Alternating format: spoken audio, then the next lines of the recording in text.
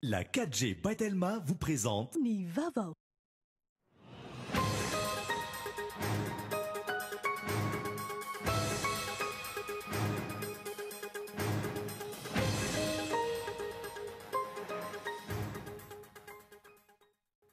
Natsikafy HCC tamin'ny alalan'ireo fanapa-kevitra samihafa navokany ny fomba fiasan'ny anteny mera eto amintsika.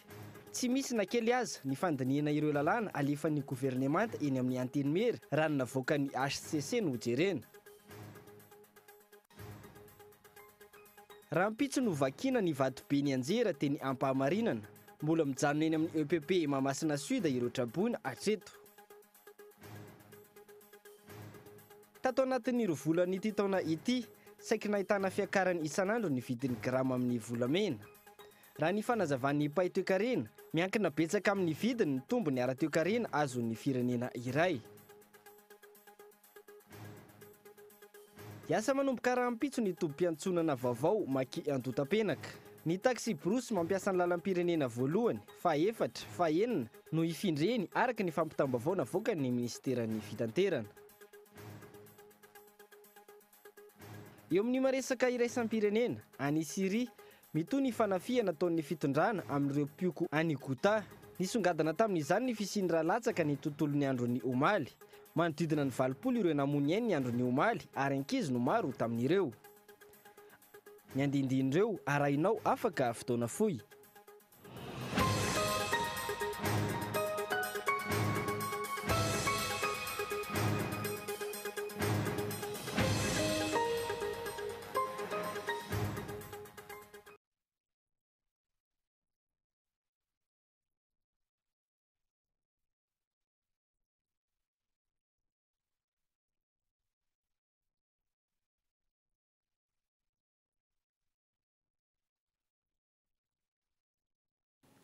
Finaritra tompoko lasy tompoko vava manasanao anaraka ny fampahalalam-voan'ny Kolo TV hatramin'ny farany any motsika ny vaovao dia natsikafo ny HCC tamin'ny alalan'ny fanapa-kevitra samihafa navoakany ny fomba fiasan'ny anteny mera eto amin'ny tsika tsy misy na kely aza ny fandiniana ireo lalàna alefan'ny gouvernemanta eny amin'ny anteny mera raha ny navoakan'ny HCC no jerena io ny nasaina.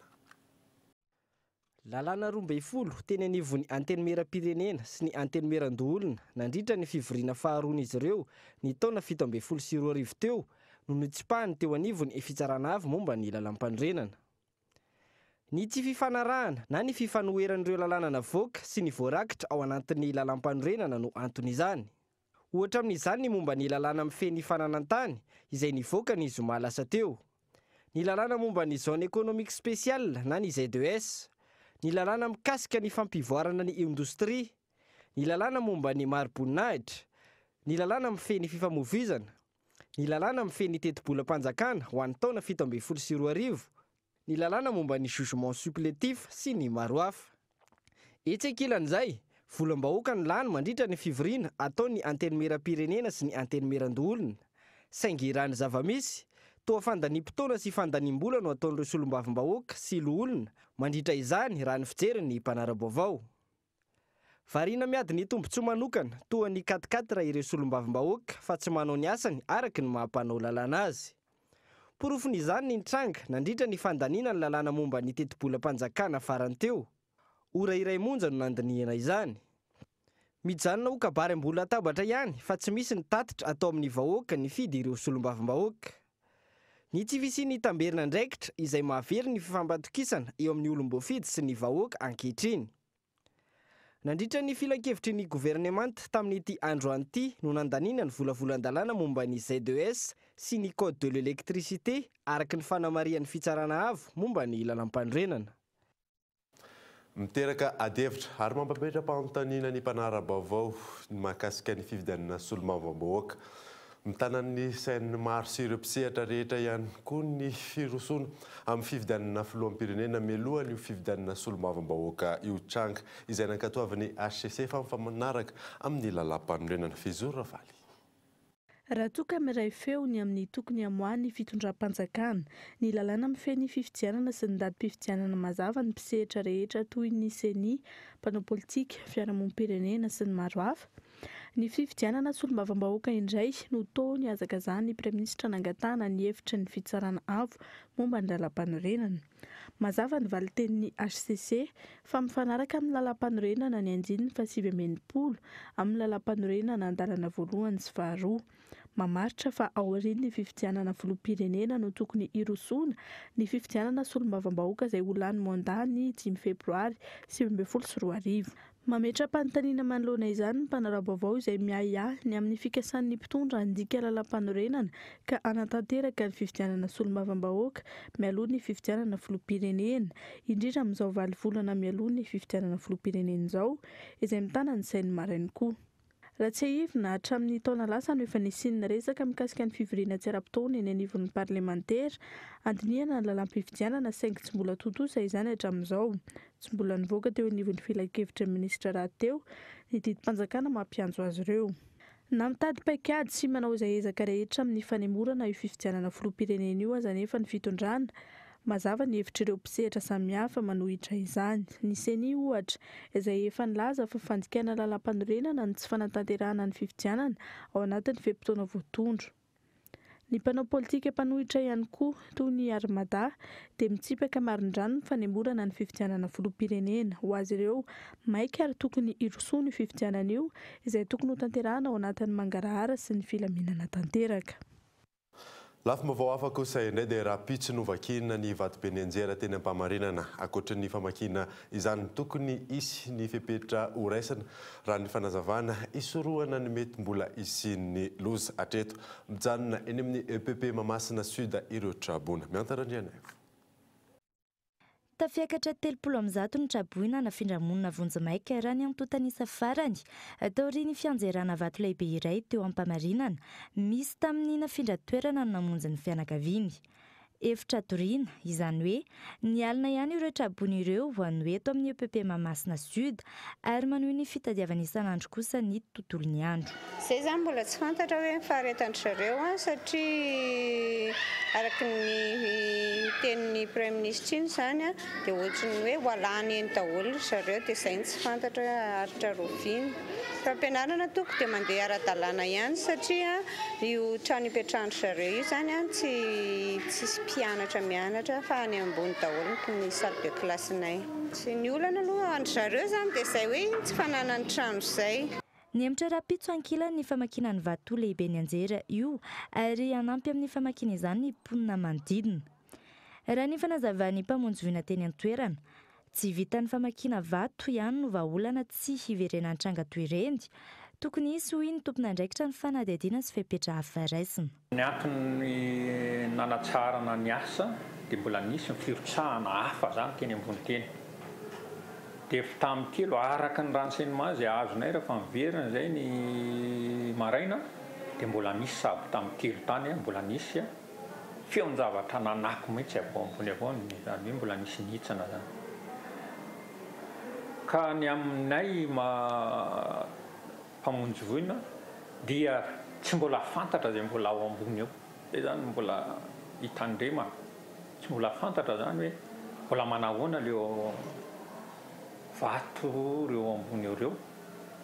Ka dia iny moa fa fitondram-panjakana lehibe no afaka mandinika manana an'ilay manam-pahaizana mandinika an'ilay mbola fipetraka io vato aminay dia mbola ohatrany hoe tsy dia mbola azo antoka satria mbola misy ihany ilay mirotsaka. Hatreto mijanona ny fikarohana ataon'ny mpamonjy voina eny an-toerana miankina amin'ny angom-baovao hafa sy fitarainana manoloan'ilay trano azo laza ho mety sy voatsindry no ahafahana mandray fepetra raha ny fanazavana. Zara fa vitan'ny lalana amboarin'ny fanjakana hoy ny fanehoan-kevitra ireo mpampiasa lalana ohatra amin'izany ny ampahandalana etsy Antsakaviro. Herinandro taorian'ny fahavitany potika sahady io na saina. Herinandro taorian'ny fanamboarana azy, izao ny endriky ny lalana namboarin'ny fanjakana eto Antsakaviro.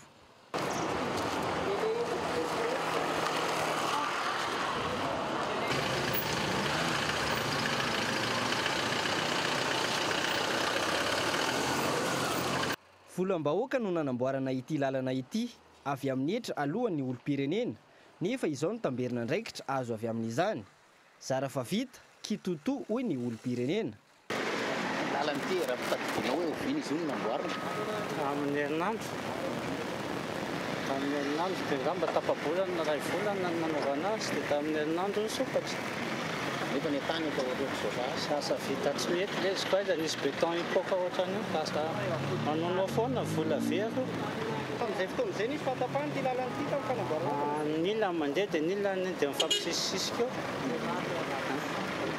zay moa rehefa miasa amin'ny fanjakana na dia hoe tsy mahafa-po tamin'ny herinandro ambony efa simba sady ary reseko efa simba efa misy lavaka sady le beton io tsy mbola tsy vita finition mbola miteraka embouteillage le orana toy foana dia zay vita simba tokony amin'ny andro ririnina ny anamboarana lalana zany fa tsy amin'izao andro avirina zao satria manjary mandany volam-panjakana moa ny eo ihany ny eo izay no faneho-kevitry ny olom-pirenena manoloana ny asa ataon'ny fanjakana herinandro maro no miaritra ny fitohanan'ny fifamoivoizana ny vahoaka manantena lalana tsara satria miasa ho anao ny fanjakana araky ny soratra amin'ny takelaka herinandro aty aoriana nefa simba ny beton mametra-panontaniana ny olom-pirenena manoloana izany aiza ho aiza ny fanaraha-maso mialoha mandritra ary aorian'ny asa izao ve ny tamberina ndraikitra azon'ny vahoaka avy amin'ny fanjakana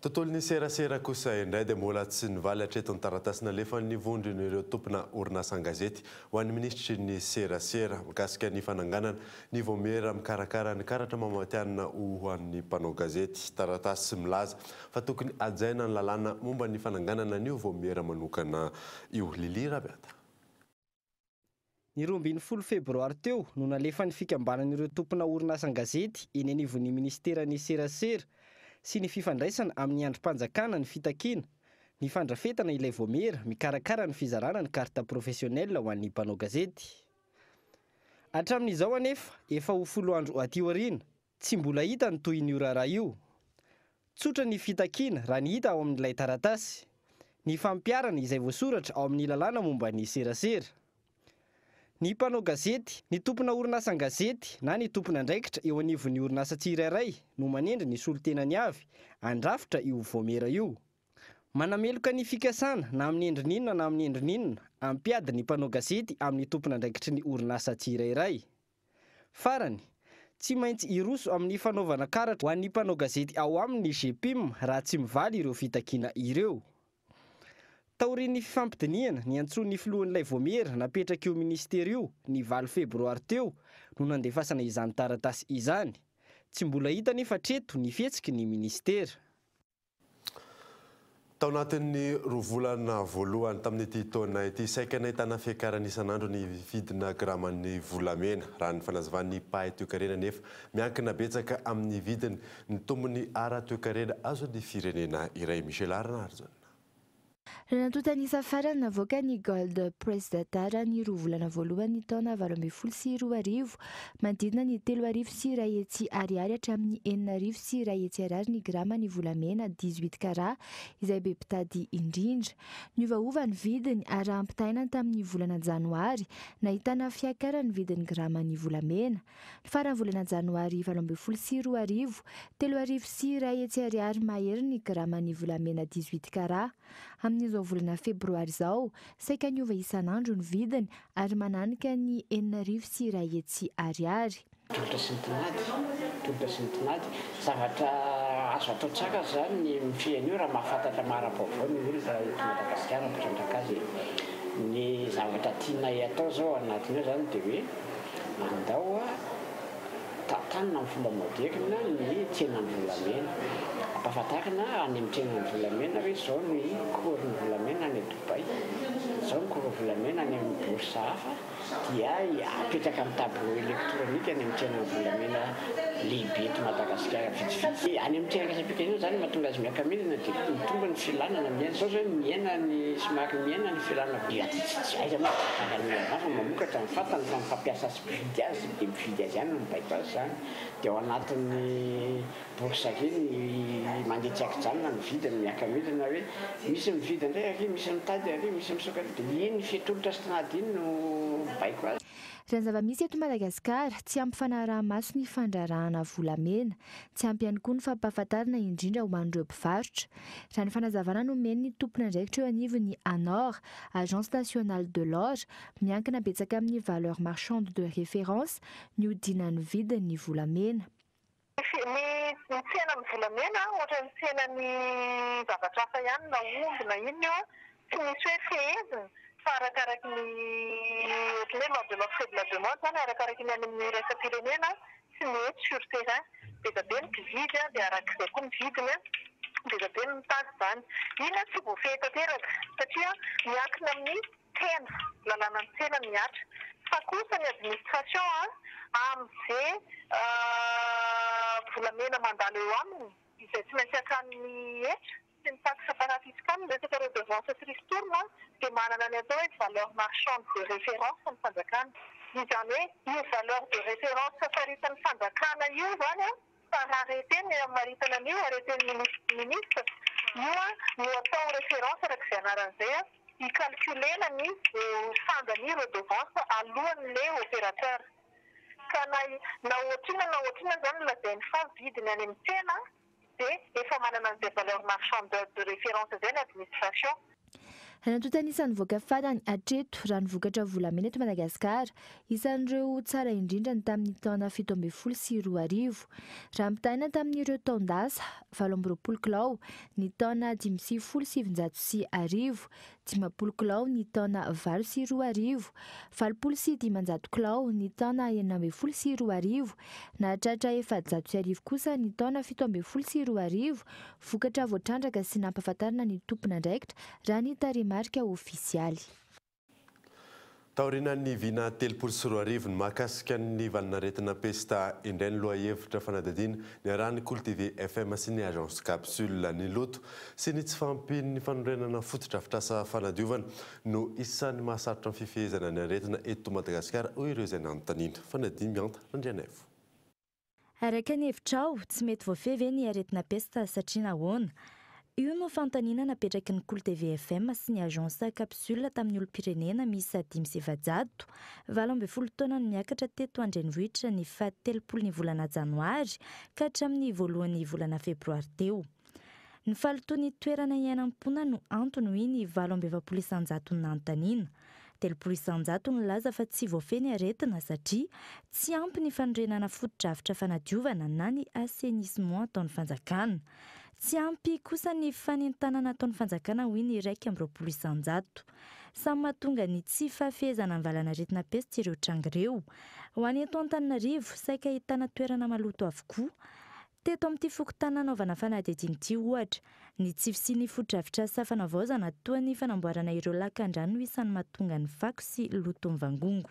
Zavatra tena misy mantsy ny fiorenan'ny trano illicite be dia be zany, ny fitombon'ny mponina, ireny rehetrarehetra ireny zany ny tena mahatonga ny loto tsy ho afaka mihitsy ety amin'ny isam-pokotany ary tsy ety anaty hazo na andramanala na andavamamba ihany zany erana Antananarivo mihitsy ary zary mahita eny ambanivohitra efa ohatran'izay koa satria raha ny fako amin'izao raha taloha fakon'olona 100 amin'izao efa fakon'olona 1000 ndray miparitaka ohatr'izay dia sarotra be na manadio azy dia ohatr'izay koa ny kanal raha kanal nenan'olona 100 efa iainan'olona 1000 efa mihoatra ny 1000 koa dia tsy maharaka intsony zany ny fotodrafitrasa iainany eto amin'ny faritra dia izay ny tena mahatonga ny loto be dia be mihitsy sy mahatonga ny mety hoe valanaretina be dia be.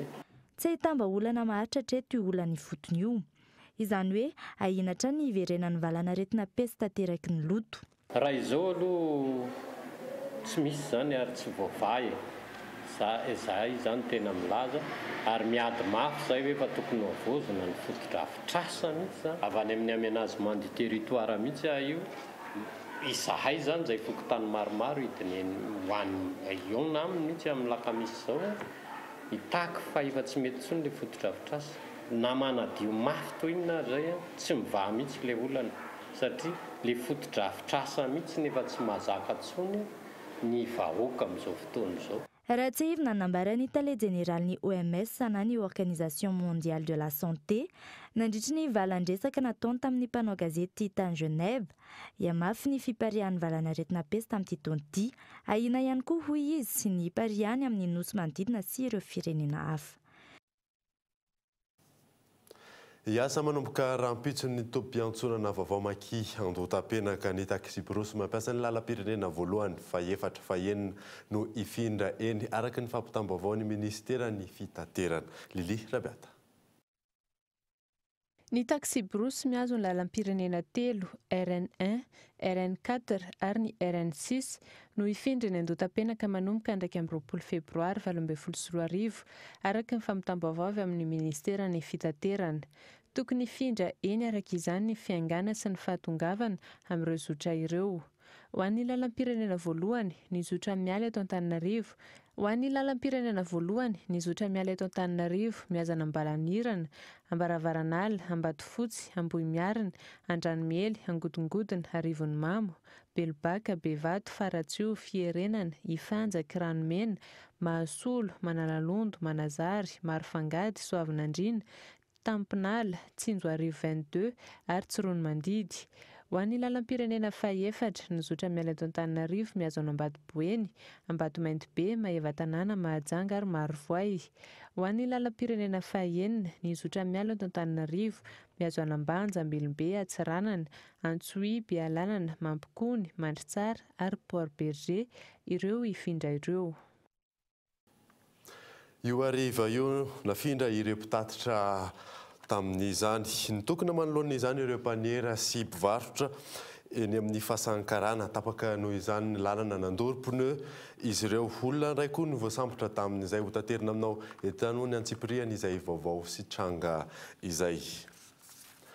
Tandray ary anaraka dokavarotra isika mialohan'ny idirantsika ny tapany faharoan'ny vaovao izay atay ny fahitana sy ny fitakina ny mpandroaka fako eny amin'ny fokontany 67 hektara avaratra Atsinanana.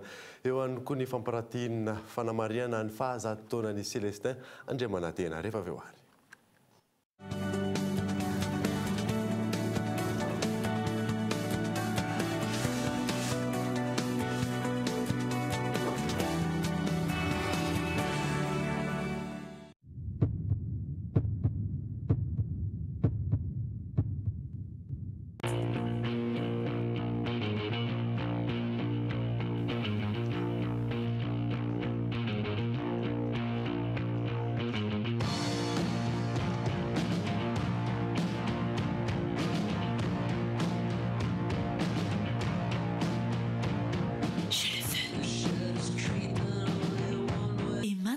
Découvrez le F1 Plus 4G en Telma Shop pour seulement 149 000 ariary. Telma, numéro 1 des vrais cadeaux. Malefaka tsara, feno fahatsarana, natao ho manome aina ny hoditra. Manjery. Vanille keny sa manatelinao.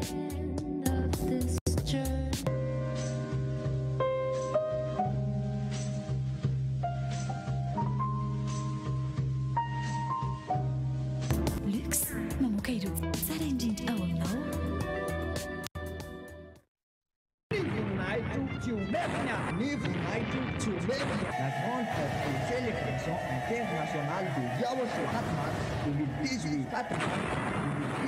Fankalazana manetrika ny yaourt namerenan'ilay tena anaraka izay tondra fanjery ho an'ny olona rehetra dia misy ny festival goava izay atao eo amin'ny kianja complexe Bevelo. Kianja complexe Bevelo fidirana amin'ny 8 ora maraina. Avy eo dia misy ny carnaval lehibe izay ataon'ny rehetra tsy ankanavaka izay tonga amin'ny fotoana io. Mianga eo amin'ny site Itos mandrapatonga ety amin'ny fiangonana ao soa ety Ambonabe. Izany rehetrarehetra izany dia aranao mivantana ao amin'ny www.rtvaossoa.com sy ny radio HFF 97.2 FM Tananarivo. Tao daholo isika rehetra amin'ny voninahitra azy miaraka amin'ny ambassadorny Osoa Samerson Edouard Tananarivo Ambohidrateto Madagasikara 4 mars 2018 lay fety be an'ny Osoa.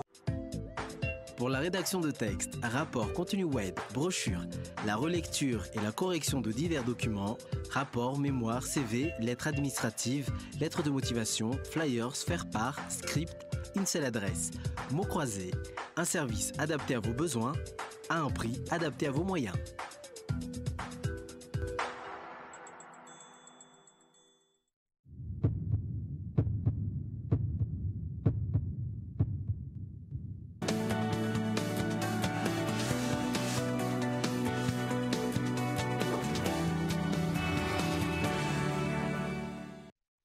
Feneto amin'ny fampalalam-vaovao isika teraka resabe tato atin'ny kianja filalavana eny Antaniavo izay voalaza fa namidiny fanjakana ary efa misy teratany sinoa ihany koa mivezivezy eny an-toerana tsy amidiny tany hoy ny lehibe ny faritra Analamanga raha nampiantso mpanao gazety tamin'ity androany ity Gaëtan Andriatsilava.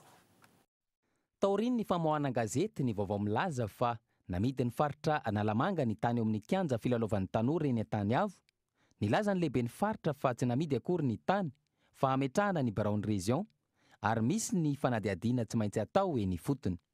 Zavatra ohatran'ireny moa dia misy géomètre eny. Zany hoe rehefa misy géomètre hijery tamin'ny nanaovana nisy tony dia mety mandeha ny resaka hoe isy vita ny tany ary mety araka ny filazan'ireto tanora reto koa dia tena nisy sono tonga tena. Mety misy olona tena te hividy andeha. Zay zareo no nahita an'izay fa tsy hoe zahako. Mety misy olona tena te hividy andeha fa aloha tonga dia ampahafantarina ny olona te hividy hoe tsisy mivarotra eto. Raha misy te hividy zany na andeha aiza na andeha aiza dia izay hiaraka amin'ireo tanora ireo hitsivalana amin'izany fa tsy tokony amidy amin'ny toerana ohatran'ireny.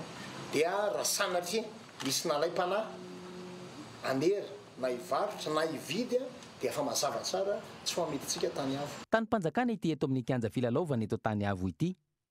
Tranimpanjakana no ahorina eo fa tsy amidy araka ny femandeha raha ny fanazavana trany. Na izany aza antony iray nampitaraina ny mponina manodidina, indrindra ireo mpilalao sy mpahazo tombotsoa eny an-toerana ny fahitana teratany sinoa, mivezivezy manodidina ny kianja.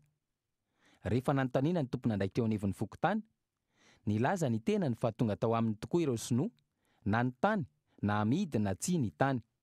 Sinoa ireo na ny tany fotsiny hoe amidy ve ity tany ity dia namaly izay teo anivon'ny fokontany fa tsy amidy ny tany. Ny tany amalikely le fanontaniana teo ny tany Tanimpanjakana affecté à la province de Tananarive pour service provincial de l'enseignement avec interdiction de changement de destination. Zay le tany ka tsisy olona mihitsy nga mavaky hivarotra an'izy amin'ny sinoa satria ny fokontany koa dia tafiditra tao anatin'ny voendrikendrika tamin'io raharaha io amidy amin'ny fokontany ny terrain. Fanontaniana petraky ny rehetra manoloana ny tetikasa ajorin'ny région ny hoe afindra iza ny toerana filalaovan'ireo tanora hatrizay. Toerana malalaka ahitana terrain de foot iray ary terrain de basket roa. Ny kianja filalaovana tahaka izao, izay tsy misy intsony manerana ny fokontany 270 eto Antananarivo renivohitra. Mitaky ny fampiakarana ny karamany ireo mpandroaka fako ao amin'ny fokontany 67 hektara avaratra Atsinanana, 3,4 alina isam-bolana ny raisin'izy ireo karama izay tsy mifanaraka amin'ny asa atao raha ny fanazavana tsy misy kosa ny vola ahafahana mampiakatra izany hoy ny fanazavan'ny fokontany Mikael Ramalola. Eto amin'ny 67 hektara avaratra Atsinanana, manodidina ny 3,2 alina ny isan'ny mponina izy ireo izay manary fako isan'andro. Misafolo ireo vehivavy mandroaka ny ireo fako ireo. Tato anatin'ny 12 taona tsy nisy fiovana ny karaman'izy ireo, 3,2 alina isam-bolana. Tsy mifanaraka amin'ny asa atao sy ny fandaniana isam-bolana io vola io raha ny fanazavan'izy ireo. Antony takian'izy ireo ny fampiakarana. Hoe noho ny fisondrotry ny vidim-piainana sy ny fahasarotan'ny fiainana dia miangavy izay re tompoko mba heritreritra momba anay nareo izay fahafahana zany izay tsy mahafantatra an'izay vola misy eto amin'ny fokontanytsika. Tokony mba hisy fijerena manokana zany mba hampiakarina zany vola io satria tsy manana fahefana mividy zay ary indraindray ary zay dia tsy mihinan-kanina mihitsy nefa tsy maintsy manao ny asanay satria tianay zany ny zanakay mba andray kelina dia tapany kapoaka isan'andro arany. Dia zay tompoko ny ainanay dia zay nangatahany amin'ny fisondrotana an'ilay karama satria tsy maharaka an'ilay fahefana amin'ilay vidim-piainana mihitsy zany ilay karamanay ary miaina trosatrosa zay dia sanatria koa raha miaina amin'ny fangatahana zany ny tena marina. Ny eo anivon'ny fokontany no manarama azy ireo, hatreto tsy mbola misy ny vola ary tsy tafiditra ao anatin'ny laharam-pahamehana izany, hoy ny fanazavan'ny fokontany. No tiako tenena amin'izay zany dia hoe tsy mbola misy vola miditra aty amin'ny fokontany zany io, ahafahako manapakatra an'le karaman'reto mpanadio reto. Donc prioritaire aloha zany ny tombotsoa ho an'le olona zay manana tômôbily ao amin'ny parking. Dikan'izay zany pour le moment aloha tsy mbola misy vola avy ao amin'ny parking mihitsy mandeha ato amin'ny fokontany. Fa mbola ho avy ny andro rehefa vita zay vita ny foto-drafitrasa ao amin'ny parking dia eo amin'izay angambany vao hisy amin'izay le ristourna omena anay. Tokony hisy ny fijerena ireo karaman'ireo mpandroaka fako ireo hoy hiatrany ny fanazavan'ny mponina. Tokony ampiakarina toy ny fampiakarana ny cotisation fandoha isam-bolana ataon'ny isan-tokantrano ao amin'ity fokontany ity. Lafim-baovao hafa tanteraka kosa indray dia ny literatiora sy ny kanto novoizin'ny Celestin Andriamanantena amin'ny mampanoratra azy. Ny fahaiza-manao ananany amin'ny sehatra ny tantara foronina sy ny teatra ireo no isan'ny votra ao anatin'ny fampirantiana fanamarihana ny fahazato-taonany. Radidiny Lovanirina. Ny fanehoana ireo zava-misy hita amin'ny tontolo manodidina no raiketiny Celestin Andriamanantena an-tsoratra nandritra ny fotoanany lomanosany tao amin'ny kanto sy literatiora. Ireo sanganasa nampisongadina azy no izany ireo taranaka ampahafantarina ankehitriny. Ankoatra ny mampamorona ny gazety He sy ny gazety Valia ary ny mampanao gazety azy, miantsa tononkalo ihany koa izy. Mivelatra amin'ny sehatra miaro ihany koa ny hevitra fonosiny tononkalo nentina. Velatra be ny hevitra hoentin'ny Celestin Andriamanantena raha eo amin'ny tononkalo. Fa ny toany koa ny tantara sy ny teatra. Entina merenana ny lanjan'ny teny malagasy hatrany sy ny asa soratra malagasy no tanjona amin'ny hetsika tahaka izao. Na tsy fampiasa amin'ny andavanandro aza ireo soratra malagasy ireo, mahaliana tanora maro ny hetsika tahaka izao. Ny mampiavaka azy amin'ny mpanoratra rehetra dia izy izay manome lanja indrindrandrindra ny kolotsaina malagasy ary mitondra hafatra indrindrandrindra ho an'ny fiarahamonina. Ny fanandratana ny mamalagasy no isan'ny mampiavaka azy amin'ny mampanoratra azy. Ny sokatra nanomboka omaly ny fampirantiana ireo asa sorany sy ny tantara ny etsen'ny talarary asina, izay aritra 2 andro ho fanamarihana ny fahazato-taonany. Eo amin'ny tontolon'ny atletisma kosa indray eky Christian Coleman no voaositra ho tompon-daka eran-tany eo amin'ny hazakazaka 80 metatra taoriana ny lalao izay natao tany Albertberg. Fanadiny Henri Florian. Teratany Amerikanina antsoina hoe Christian Coleman, 20 taona no tompon-daka eran-tany amin'ny hazakazaka 80 metatra. Nomotsany ny zava-bita tsara indrindra hatramin'izay na ny record du monde. 9 segondra sy 4.30 no nanaovany 80 metatra nandritra ny lalao Amerikanina momba ny atletisme izay natao tany Albuquerque ny alahady lasa teo. Manarakaraka azy Ronnie Baker izay nahavita ny hazakazaka tao anatin'ny 9 segondra sy 4.30. Raha ireo zava-bita n'ity tompon-daka maneran-tany ity no resahana, efa nahazo ny medaly volafotsy nandritra ny fiadenao ny tompon-daka eran-tany tany Londra ny taona 2024 izy. Efa natratra ny fe-potoana tsara indrindra maneran-tany eo amin'ny hazakazaka 100 metatra tamin'ny fotoana 7 segondra sy 2.20 ihany koa izy tamin'ny taondasa. Izy raha teo efa nilaza fa andresy ny zava-bita tsara indrindra maneran-tany eo amin'ny hazakazaka 80 metatra ny 17 janoary lasa teo ka tanteraka izany ankehitriny. Christian Coleman indray izao no mpifaninana ngeza eo amin'ny fananana hazakazaka 80 metatra. Maresaka iraisam-pirenena kosa indray dia any Syria mitoy ny fanafiana ataon'ny fitondrana amin'ireo mpioko any Ghouta nisongadina tamin'izany ny fisian'ny rahalatsaka ny tontolo andro omaly manodidina ny 20 ireo namony eny ary ny ankizy no betsaka tamin'izy ireo. Fanadina. Tamin'ny alalan'ny sary nalain'ny mpikambana iray ao amin'ny Organisation Civile Syrienne des Casques Blancs no nahazoany ity sary ampiasaina ity. Nandalo teny amin'iray amin'ireo toerana nitrangana fipoahana ny antoerana io mpikambana io. Tao anatin'ny ora maro nanapoaka faritra maromaro ao amin'ny Ghouta orientaly ireo tafika anabakabaka ny Syrie. Toerana izay ahitana ireo mpioka any Damas. Nahervaiko io fandarofana bomba io tahaka ity amin'ny sary ity tany amin'ny Douma, toerana tsy dia lavitra teo akaikin'ny Renivohitra. vohitra efa nandefa tafika tany amin'ity toerana efa tsy voary ny Bashar al-Assad nanomboka ny taona 2024 ity ihany koa ny tompon'andraikitra. Ny alahady teo nahafoizana ain'olona maro ny tifitra fitaovam-piadiana mahery vaika anjatony. Mbola sarotra ny mamoaka tatitra tamin'ireo ainana fohy hatreto. Ampolony maro raha ny voalazan'ny mpanara-maso ny zon'olombelona Siriana no namony ainy. Sarotra ihany koa ny fahatongavan'ny fanampiana ra-tsakafo any an-toerany. Vondrona pioky lehibe islamista roa no mifeny ampahany betsaka amin'ny Ghouta oriental ankehitriny.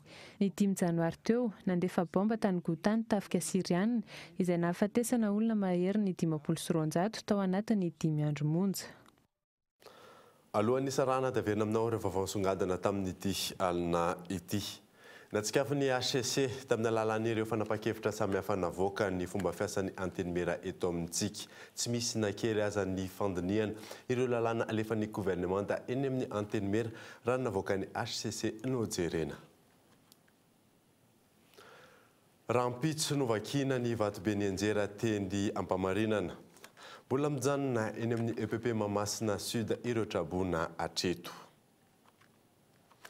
Iasa anomboka rampitsin'ny tompo-piantsonana vaovao maki andotam-penaka ny Taksibrosy mampiasa ny lalam-pirenena voalohany fa efatra fahenina no hifindra eny amin'ny toerana raha amin'ny fampitam-baovao avy amin'ny ministeran'ny fitaterana. Io arivo ihany koa nisy moa ny fihetsiketsehana nataon'ireo mpaniera teny an-toerana teny amin'ny fahasankarana ka olona ray no voasambotra tamin'izany. Ty izay mamarina vaovao tamin'ity alina ity ankasitrany ianao nanaraka irany soava tsara daholo tompoko.